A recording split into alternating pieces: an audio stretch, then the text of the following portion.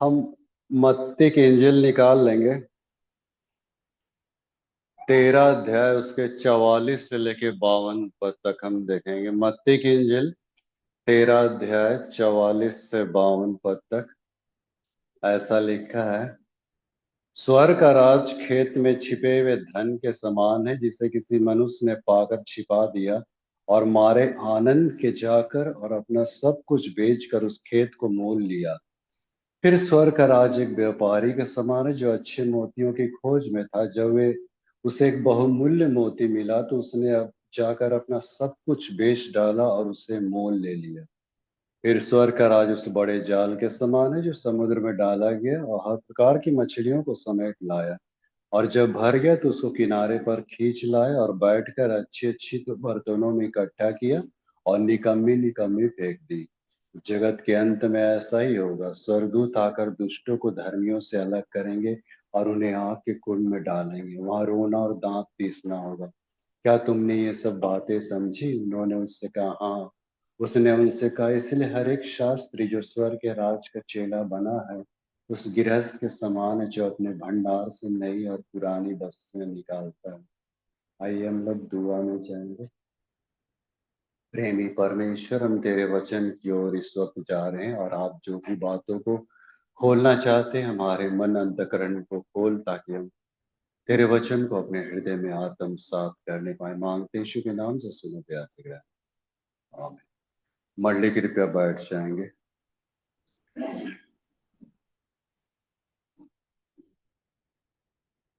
अभी हम लोग गाना गाए थे शुरुआती गीत की, कौन है तैयार अभी तैयार। और हम ही बाइबल लाना भूला गए, नहीं? पिछुआ आ गए, हम ही तैयार नहीं, तो आप लोग को क्या तब ई करेंगे ना? आप लोग को क्या मोटिवेट करेंगे जब हम ही तैयार नहीं है? तो खैर एनीवे। अच्छा, कुछ लोग बोल रहे थे कि लाइट जलाने से मेरा थोबड़ा नहीं दिखता है। तो ऐसा आप लोग की ओर से माने ये आया है, कंप्लेन आया है। तो अगर लाइट जलाने से मेरा चेहरा नहीं आता है, तो लाइट बुता देने से पढ़ाई भी नहीं तो होता है। तो अब करे तो क्या करे? हाँ? तो बड़ा मुश्किल हो गया, हम लोग तो अधर में लटक गए हैं।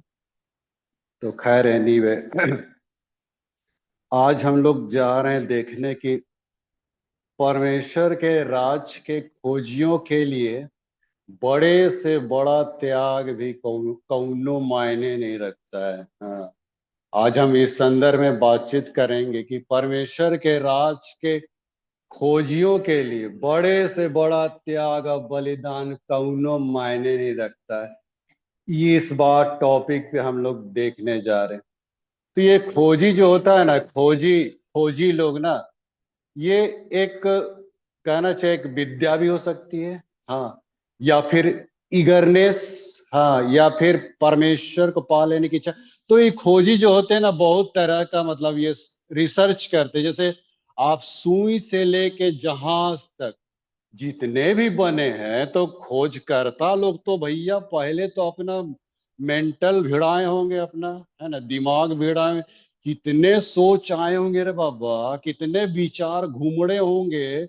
कितने रिसर्च करना पड़ा होगा किसी भी चीज को अगर इन्वेंट करना हो भैया। तो ऐसे वैसे थोड़ी हो जाएगा महीना 2 महीना में, साल 2 साल में। अरे 5 साल 10 साल, हाँ। तब इससे वैसे थोड़ी होता है इन्वेंट।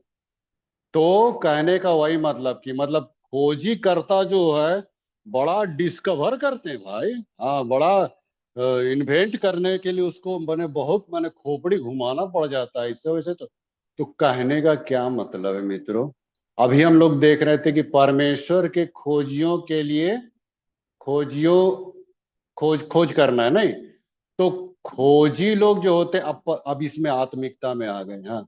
अभी तो हम इन्वेंट कर रहे थे, बहुत सारे ऐसे इन्वेंट कर रहे थे, डिस्कवर कर रहे थे बहुत। अब जैसे मोबाइले को लीजिए, नहीं? मोबाइल जब आता है आपके पास, तो दुकानदार से खरीदने जाते हैं, ठीक है? तो आप दुकानदार से क्या बोलते हैं, इसमें क्या क्या फीचर है, नहीं? हाँ? हाँ, उसको बड़ी सोचते हैं, बड़ी खंगालते हैं ना। काका फीचर है बाबू, थोड़ा बता दो तो। अच्छा, हाँ, वो फीचरवा कहाँ से आया, उसको खोजने के लिए हमारे पास टाइम नहीं। हाँ, ओकरा जानने के लिए हमारे पास ये नहीं है। कैसे मोबाइल हमारे हाथ में आया, अस्तित्व में आया, उसको जानने का हमको दरकार ही नहीं पड़ता। लेकिन क्या क्या फीचर है। तो परमेश्वर ने जो सृष्टि बनाया भैया, तो सृष्टिया से हमको बड़ा प्यार है। परमेश्वर का आशीष तो हम बहुत चाहते हैं, लेकिन परमेश्वर को नहीं चाहते हैं। ये कौनो मतलब है? हाँ? परमेश्वर की आशीष को चाहते, एकदम गांठ बांध करके रखिए, कौनो पादरी नहीं बताएगा रे भैया। परमेश्वर की आशीष को लोग पसंद करते हैं, लेकिन परमेश्वर को पसंद नहीं करते। कैसे हो रे भैया? जिस सृष्टि को परमेश्वर ने बनाया, सृष्टि की तो हम अब बहुत माने तवज्जो दे रहे, इंपॉर्टेंस दे रहे, लेकिन सृष्टि के रचयिता को, हाँ, उसको बनाने वाला को हमको कोई इंपॉर्टेंस देना, हमको ये नहीं समझते हैं। तो कैसे होगा भाई?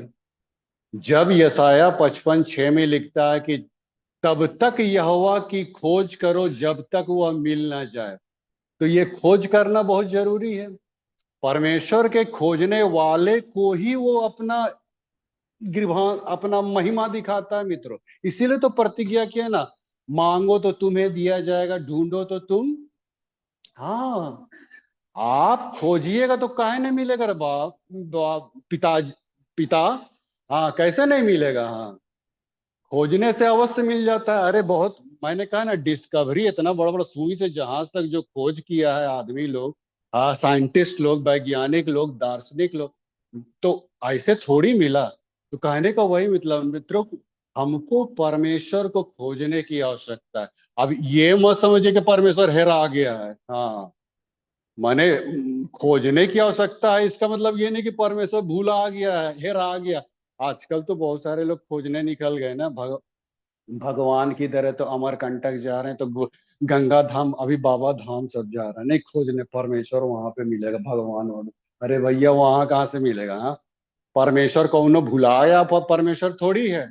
बल्कि हमारा परमेश्वर तो हमको खुद खोजने के लिए आ गया, नहीं? हाँ, लूका 19:10 में लिखता है, मनुष्य का पुत्र पापियों को बचाने और खोजने इस पृथ्वी पे आ गया। कितनी बड़ी बात है भाई।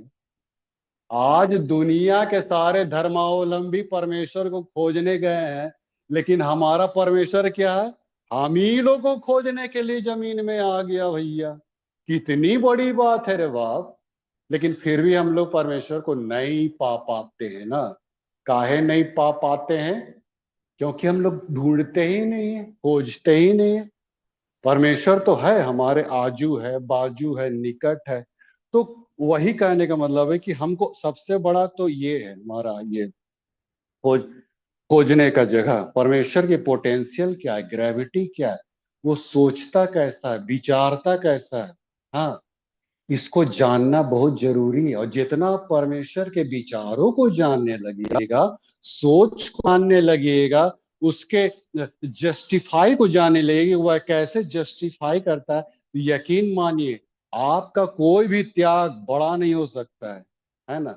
जब आप परमेश्वर की ओर देखने लग जाएगा, उस बीच के क्रूस, अब हम उधर ही आ रहे हैं, सब्जेक्ट पे आ रहे हैं ना। अब बीच के क्रूस पे आ जाते हैं, उसका त्याग, उसका बलिदान, तो भैया हमारा त्याग उसके सामने कौछू नहीं है। हाँ, हम लोग जो इतना कभी कभी धूकने लग जाते, खबरदार रहिएगा भैया, उसकी ओर ताकिएगा तो हमारा दुख, हमारी पीड़ा, वेदना एकदम रत्ती भर भी नहीं है मित्रों। तो कहने का वही मतलब, मैं पोटेंस इसी में जा रहा हूँ सब्जेक्ट में, कि परमेश्वर के खोजियों के लिए कोई भी बड़ा त्याग महान नहीं हो सकता, बड़ा नहीं हो सकता। उसी संदर्भ में हम लोग यहाँ पे आ रहे हैं।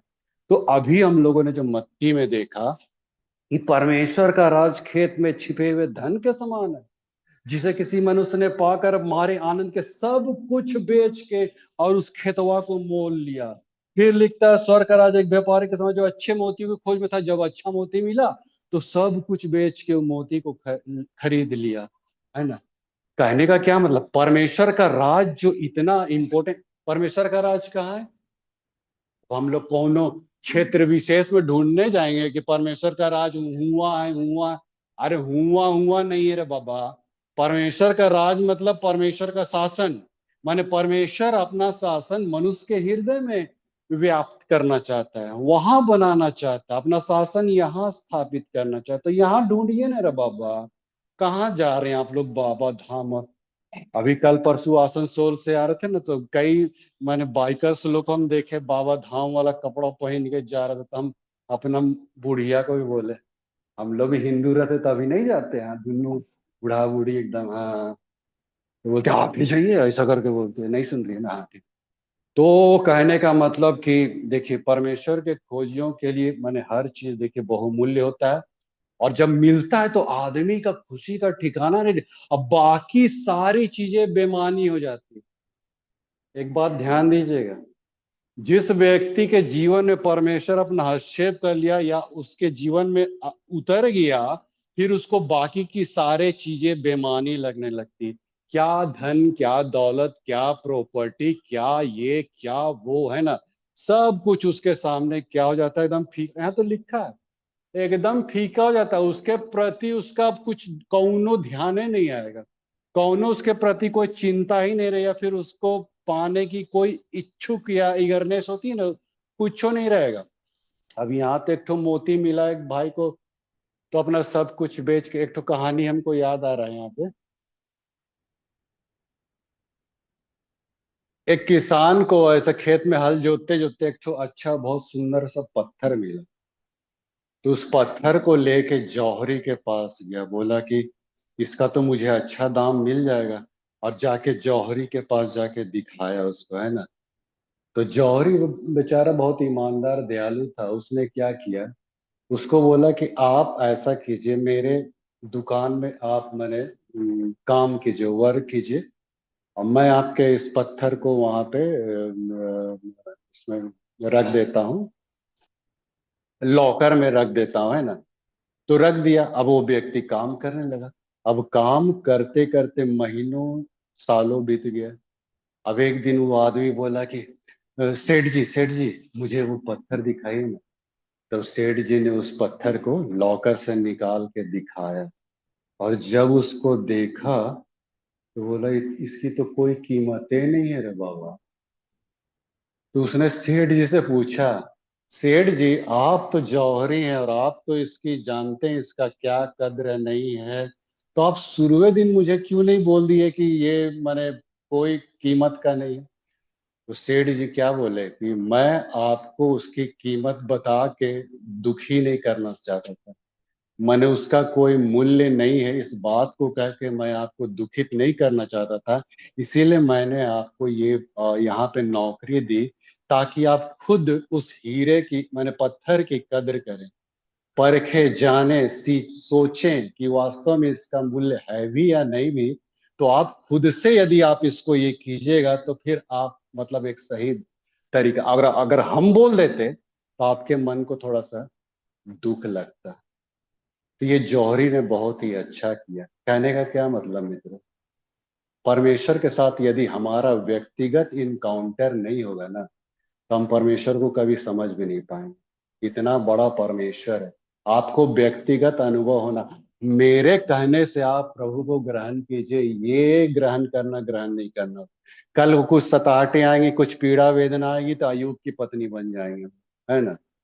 लेकिन हमारे कहने से, इसीलिए मैं किसी को दबाव नहीं देता हूँ। कहीं भी कोई भी व्यक्ति जो अदर कास्ट का है, उसको अगर बताता भी तो ये नहीं कहता कि भैया आप तुम बपतिस्मा ले लो या इधर आ जाओ। हम खुद कहते हैं कि आप खुद से इस बात को आप मैंने ट्राई करें, है ना। आपने सारे भगवान को ट्राई किया, एक बार प्रभु यीशु मसीह को भी ट्राई। हम ऐसे ही बोलते हैं, एक बार प्रभु यीशु मसीह को चख के देखिए।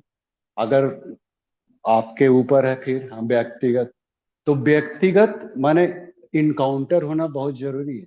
और जब व्यक्तिगत इनकाउंटर होगा तो आप सब कुछ समझने और देखने लग जाएगा।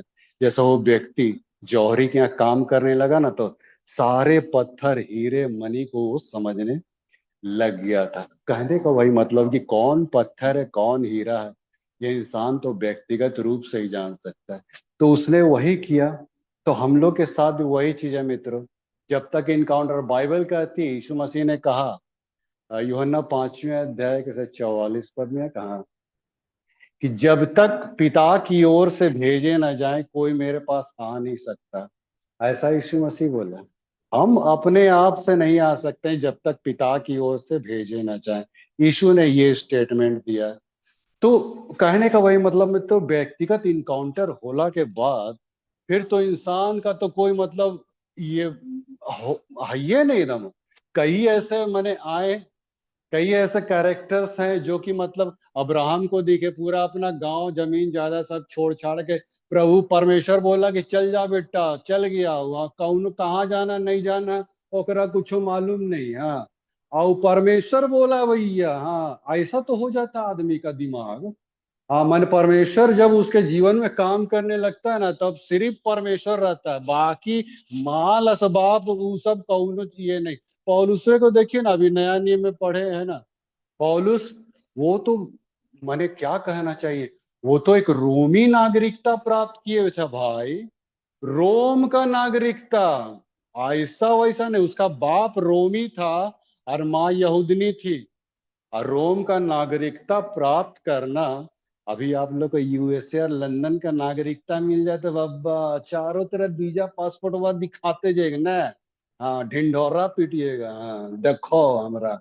हाँ तब कौनो मजाक था पौलुस। हाँ रोम का नागरिकता, सेनापति के पोस्ट पे रोम उसको अधिकृत किया था वहां इजराइल देश में, है ना। तूती बजती थी, डंका बजता था, उसका नाम शोहरत। लेकिन जब प्रभु से उसका इनकाउंटर हुआ तो सब कुछ, अभी हम लोगों ने पढ़ा, मैं इब्रानियों का इब्रानी हूँ, 8वें दिन खतना भी हुआ। हाँ व्यवस्था के विषय में कहो तो फरीसी हूँ, और शतान और यहूदी धर्म का बहुत बड़ा ये हूँ मैं। मैंने बहुत इगरनेस और ये वो लमसम। फिलिपी 3:7-8 में कह दिया ई सब मेरे लिए कूड़ा कचरा है। बताइए, अरे भैया एक इंसान के लिए और क्या चाहिए कि आप मसीह घराने पैदा हुए, आप खालखो घराने पैदा हुए, है ना, आप इजराइलियों का इजरायली हैं, मसीहों का मसीही वगैरह वगैरह। पौलुस कहता है ये सब कूड़ा कचड़ा है। काहे रे भैया, काहे कि अब उसको यीशु मिल गया ना। जब यीशु मिल जाता है इंसान के जीवन में तो बाकी सारा चीज ना बेमानी हो जाता है, उसका कौनो मूल्य नहीं। हाँ अब तो पौलुस हुआ, पौलुस तो उसके बाद फिर यीशु मसीह का प्रचार करने के लिए एकदम निकल गया। अब बोलता है 5 बार मैंने पीठ पे, घमंड नहीं कर रहा था, गवाही दे रहा था। घमंड और गवाही अलग अलग चीजें। वो गवाही के तौर पे 2 कुरिन्थी 11 अध्याय में बोला कि 5 बार मैंने पीठ पे 39 कोड़े खाए, फिर 3 बार बेते खाए, जहाज टूट गया, ये कितना पथरवाह किया गया, ऐसा करके स्टेटमेंट दे रहा। बताइए तो, एक रोमी सेनापति आदमी और कहाँ दर दर की ठोकरें खा रहा है। खा क्यों रहा है? क्योंकि यीशु मसीह मिल गया था ना। मैंने कहा ना, ऐसे मोती के समान है, जब यीशु मिल जाता है ना तो दुनिया की सारी चीजें, है ना, बेमानी लग जाती है। बड़ा से बड़ा त्याग बलिदान। इसीलिए इब्रानी 11:35 में लिखता है, उन्होंने मार खाते खाते मरना पसंद किया ताकि उस उत्तम पुनरुत्थान के भागी हो। हाँ जीना पसंद नहीं किया ऐसे लोग। हाँ मर जाना पसंद किया रे भैया, मर जाएंगे मर जाएंगे, प्रभु को नहीं नकारेंगे। ऐसा टाइप का इब्रानी 11:35 में लिखा है ना। तो कहने का वही मतलब, बहुत सारे ऐसे कैरेक्टर हुए हैं। अभी इसी को देखिए ना, यूहन्ना बपतिस्मा दाता। हाँ उसका बापा तो याजक था जी। हाँ याजक, याजक माने पादरी, है ना। उस समय पादरियों की तूती बोलते थे। भले आजकल नहीं बोलती हो वो अलग बात है, लेकिन उस समय था। माने यीशु के समय मैंने तूती बोलती थी याजकों का। अरे बड़ा माने गट्स था यार।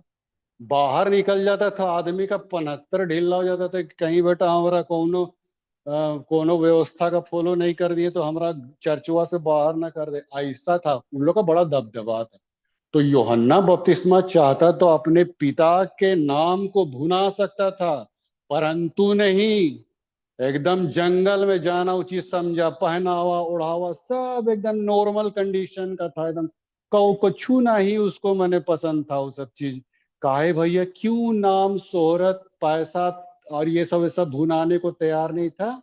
इसलिए कि यूहन्ना 3:30 में क्या लिखता है कि अवश्य वह बढ़े और, हाँ, आजकल इस सिद्धांत उल्टा चलता है। अवश्य है वह घटे और रेवरेंड के भी खाल को, हाँ। हम लोग अपने अपने त्याग को कितना फेरिस लिस्ट बना देते हैं भैया। अरे नहीं भाई, हम लोग जरा सा त्याग क्या किए, फिर उसका उसका बाद हम फेरिस और लिस्ट बना देते हैं, प्रभु हमने ये किया। अरे भाई, मत्ती 7:22-23 में लिखा है, तुम चाहो कितनो गिरजा विनती किए हो, जितना कुछ किए हो भैया, सब गुड़ गोबर हो जाएगा, है ना, ऐसा करके प्रभु बोल दिया। तो अपना छोटा सा भी त्याग कितना बड़ा बना के रखते हैं, लेकिन प्रभु का जो त्याग था पुनरुत्थान के बाद, मैंने पहले भी कहा, उसने कौनो फेरिस्त बनाई थी? नहीं बनाई थी। क्या दिखाया था? हथेली पे कीलों के निशान। बताइए तो, उसने कोई लिस्ट बनाई कि लोग हम लोग को देखे, हमको देखे, 5,000 भीड़ को खिलाए हैं, हाँ, लाजर को चंगा किए, हाँ, ये किए वो किए। हाँ, प्रभु कुछ नहीं बोला, देखो बाबू, मैंने तुम्हारे लिए क्या दुख सहा, क्या किया, उतने दिखाया, और ज्यादा कुछ नहीं किया। तो कहने का वही मतलब मित्रों, बड़ा से बड़ा त्याग भी मैंने इंसान के लिए कोई मायने नहीं रखता। साधुए सुंदर सिंह को देखिए ना, जमींदार घराने का, मात्र 14 साल की उम्र में उसने प्रभु को मैंने पाया। हाँ, पाया। वो तो मैंने बाइबल को जला देता था, मसीहों को दे थोपी, है ना, उन लोगों को मारता पीटता था। लेकिन 14 वर्ष की उम्र में उसने प्रभु को पाया, जब अपने रूम में था, अपने कमरे में था, जब प्रभु का प्रकाश आया, दिव्य प्रकाश, तो उसने उसको पाया। अब पाया तो उसके बाद सब कुछ छोड़ छाड़ के बोला, अब हम चले। सुबह बोला पिता को, पापा हमने प्रभु यीशु मसीह को पाया। तो उसका पिताजी बड़ी बम का, अरे क्या कर, बोला अब हम इसी की सेवा करें। अरे क्या करे, तुम मेरा नाक कटवाओगे हम लोग का, समाज में हमारी कोई इज्जत नहीं रहेगी, कोई ये नहीं रहेगी। बोला कि नहीं, अब हम यीशु के पीछे ही चलेंगे। ऐसा करके उसने एकदम मैंने अपना डिक्लेरेशन दे दिया। उसका चाचा उसकी जीवनी पढ़ रहा था, उसका चाचा बोलवो किया, देखो बाबू, तुम जमींदार घराने को जितना प्रॉपर्टी और ये माल पानी है, असबाब है, सब तो तुम्हारा ही है जी, कहाँ तुम जाओगे? बोला कि नहीं, अब तो हम बोले ना, हो ही नहीं सकता रे बाप। हाँ, जखनी प्रभु यीशु मसीह आपके जीवन में आ जाएगा, तो ये सारी चीजें ना, कोई माने फूटी कौड़ी के बराबर भी नहीं रहेगा। साधु सुंदर सिंह के साथ वही हुआ, सबको परे धकेलते हुए परमेश्वर उसको कहाँ ले गया? तिब्बत, हाँ। आप लोग का कलशवो लेते हैं, आप लोग कितना पानी में है वो देखते रहते हैं, हाँ। घरवा जाके आप लोग नहीं पढ़ते हैं बाइबल, नहीं माने और सारी किताबें। तिब्बत ले गया था वो, वहीं पे उनका कहाँ कैसे इंतकाल हुआ, कोई इसका ये नहीं है। लेकिन हाँ, देखिए मित्रों, माने प्रभु के खोजी लोग को बड़े से बड़ा त्याग भी कोई मायने नहीं रखता है। मैं इसलिए बोल रहा हूँ क्योंकि मेरा अनुभव है। अब मुझे कोई मैंने कोई 1 करोड़ हमको देगा, बोलेगा प्रभु को छोड़ दो, ये मुझसे होगा नहीं। ये पैसा कौड़ी धन दौलत, अब अगर हम अपना फेरिस्त बनाने लगे तो बहुत लंबा बनेगा, लेकिन कभी हम इसका बखान कहीं नहीं करते हैं। लेकिन अब मेरे साथ ऐसा हो गया कि जितनी भी चीजें हैं जो मनुष्य को पीछे खींच लेती है, प्रभु क्या बोला कि तुम अपने शरीर को अपने जीवते पवित्र भावता हुआ बलिदान करके चढ़। अब इब्रानी 11:1 या 12:1 में लिखता है ना कि, कैसा लिखा है ना, इब्रानी 11,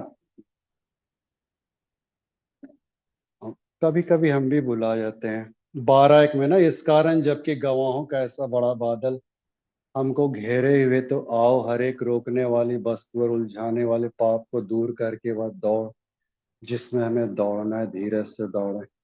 देखिए, बहुत सारी चीजें हैं जो आपको पीछे रोकेगी, आपको पीछे खींचेगी मित्रों।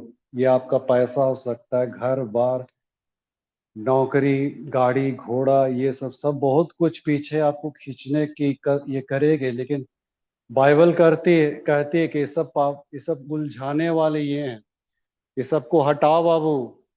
नहीं हटाओगे, अभी भी खोपड़िया में दौलतवा भरल होगा, अब बिल्डिंगवा भरल होगा, गाड़ी भरल होगा, और ये नाम शोहरत ये सब भरल होगा, भैया प्रभु को कभी प्राप्त नहीं कर पाइएगा।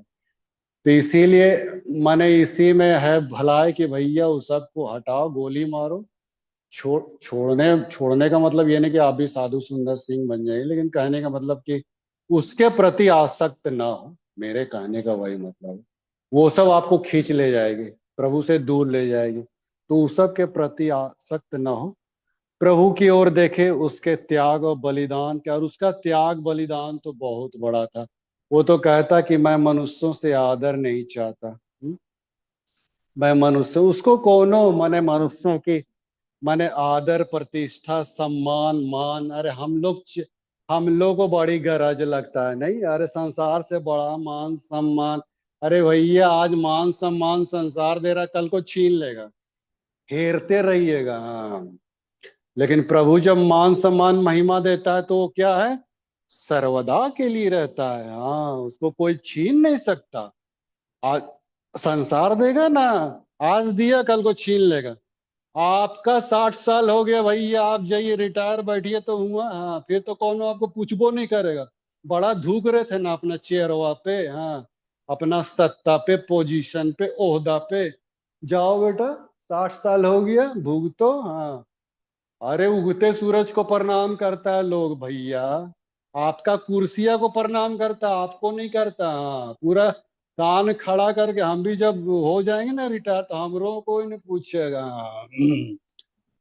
तो कहने का भी मतलब भैया कि मान सम्मान है ना, प्रतिष्ठा, ये सब कुछ नहीं मित्रों, प्रभु की ओर देखिए, उसके त्याग और बलिदान की ओर देखिए मित्रों। कितना, एक बात को मैं बताना चाहता हूँ, ये यीशु का बलिदान को कैसे तवज्जो मैंने दिया, एक बात मैं बताना चाहता हूँ। मेरे कहानियों का संग्रह आपने पढ़ा होगा सर, किताब है ना कहानियों का संग्रह, उसमें एक शीर्षक है अनूठा प्रेम। तो उसमें मैंने क्या लिखा है, एक पादरी के कैरेक्टर को दिखाया कि पादरी अनाथ था और परमेश्वर का भय मानने वाला। हाँ, उसको उस रूप में दिखाया, लेकिन और उसके गवाही से बहुत सारे लोग माने यीशु को मसीहत को ग्रहण कर रहे थे। तो शहर के बहुत सारे ऐसे गैर संगठन लोग, गैर धर्म के संगठन लोग के अंदर में ये आ गए कि पादरी को कैसे हम बर्बाद करें, उसका नेम फेम मिटाएं। तो उसने एक लड़की को उसने हायर किया, उसने मैंने डमी बनाया और रेप केस में फंसा दिया। अब पूरी भीड़ इकट्ठी हुई, उसको आप कहानी को पढ़िएगा। 10 साल पहले मैंने इसको लिखा था, 10-15 साल हो गए। और तब वहां पे पूरी भीड़ इकट्ठी हो गया, तब लोगों ने बोला कि क्या ये सच है पादरी साहब कि आप इसके साथ। तो बजाय इसके कि वो लड़की को दोष देता, वो झूठा आरोप था, वो खुद इस बात को एक्सेप्ट कर ले कि हाँ मैं रेपिस्ट हूँ। अब उसके बाद तो मैंने वो उसके ऊपर सब ये हो गया, मारपीट और जेल उल का नौबत, थाना का ये सब। लेकिन बहुत सारे ऐसे जो प्रतिष्ठित लोग थे समाज के, वो लोग जेल जाने या थाना जाने, क्योंकि वे लोग तो उसको ये किए थे ना, क्रिएट किए हुए थे, गढ़े गए थे। अगर थाना कचहरी हो जाता तो फिर मेडिकल टेस्ट हो जाता, मेडिकल टेस्ट में तो पादरी बरी हो जाता, तो बोला छोड़ो छोड़ो, जो होना था हो गया। अब पादरी साहब खुद अपना इल्जाम अपने ऊपर ले रहे हैं तो छोड़ो। ऐसा उसका करना, 1 महीने के बाद वो लड़की के मन में कुछ अजीब सा फीलिंग हुआ, एक पश्चातापी हृदय उसके जीवन में आ गया। और एक दिन जाके पादरी साहब के पांव पकड़ के बोली कि पादरी साहब, फादर मुझे माफ कर दीजिएगा, मैंने आपके ऊपर में झूठा इल्जाम लगाया, ऐसा करके। और तब उसने पादरी साहब ने उसको माफ किया, बोला कि ठीक है जाओ माफ करते हैं। लेकिन उस लड़की के मन में अभी भी एक सवाल बरकरार था, और वो क्या था कि पादरी साहब, जब आप ये जानते थे कि मेडिकल मेडिकल मेडिकल ये से आप निर्दोष साबित हो सकते थे, तो फिर भी ये सारा इल्जाम आप अपने ऊपर ले लिया क्यों?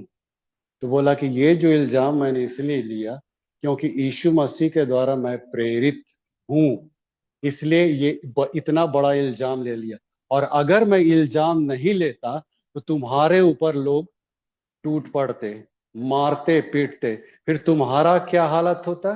तुम्हारा एक फिर से अंतहीन पापमय सिलसिला चालू रहता। तुम कभी बदल नहीं सकती हो।